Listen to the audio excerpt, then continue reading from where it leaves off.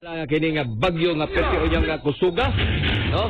So naghapon tay gamay nga kahayag may gala nga makita. Pinagi ni nga to ang pagtan-aw ato mga kinayahan, no? I hope dili ni mga guba sa bintaw ni nga to mga kinayahan nga nindot kayo, no? Kini ato mga tourist destination bigadalino nga maagian unya, no? Maagian unya atol sa kining pagsudyod sa bagyo, no? Bagyo. I hope nga dili ni mga guba intaw ni nga to ang mga kuan ni ato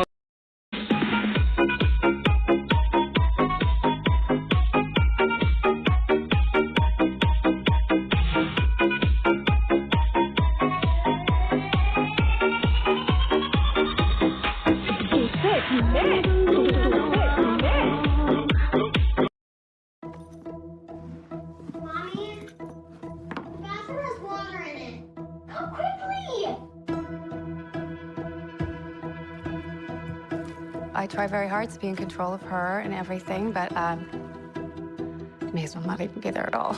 I don't like how it feels when I saw it. Just stay there, okay? Just hold on. How deep is it? Are we gonna die? Is the house gonna fall on top of us? Mommy! Hey, we just got home, and you would not believe.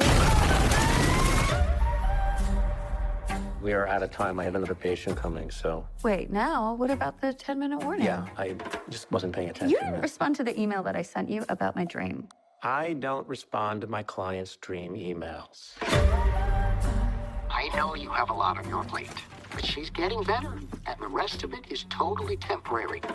You need to be a team. This whole... I know. The problem with that logic, though, is that I'm not a housewife. I work, too. Oh, I can see you now.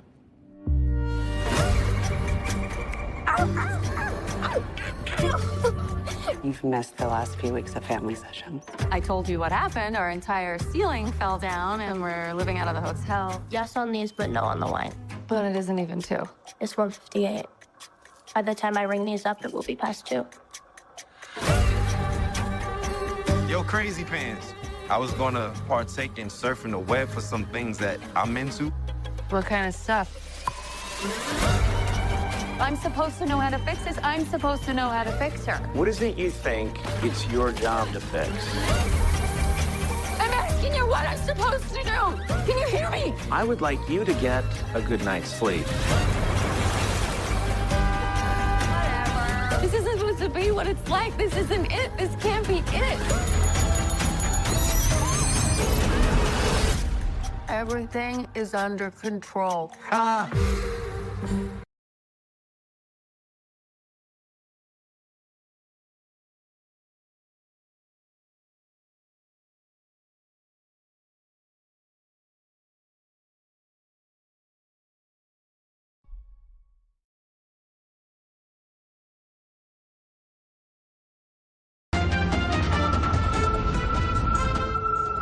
Ipinasilip na ng Department of Transportation ang MRT-7 Batasan Station.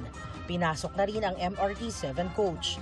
Ininspeksyon ni DOTR Secretary Vince Dizon ang ticket booth counter, turnstile gates, access ramp, train platforms at umaandar na rin ang mga bagon ng tren. Ayon sa DOTR, halos 100% na ang complete rate ng istasyon. Ito raw ay bilang tugon sa utos ng Pangulo na pabilisin ang pagtapos sa mga proyektong makatutulong sa mga commuter.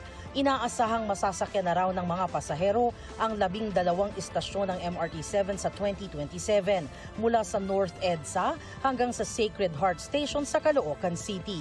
Ilang commuter ang nakausap namin na excited na sa pagbubukas ng MRT-7. Sana nga raw sa mas madaling panahon ay magamit na nila ito. Malaking bagay na po yun, ma'am, na may tren na po dito. Kasi kahit di na po mag-jeep, mayroon na po may tren na po. Pag maulan, mas safe sila doon sa tren. Iwas traffic po. Mas mabilis po talaga kasi po kumbaga kukuha na ng yung ticket. Then pag sakay niyo diretso na po sa kayo location pupunta tsaka bababa doon.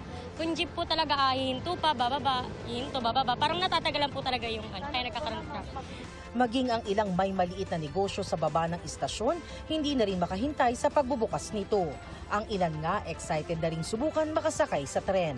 Siguro marami na kaming customer dito.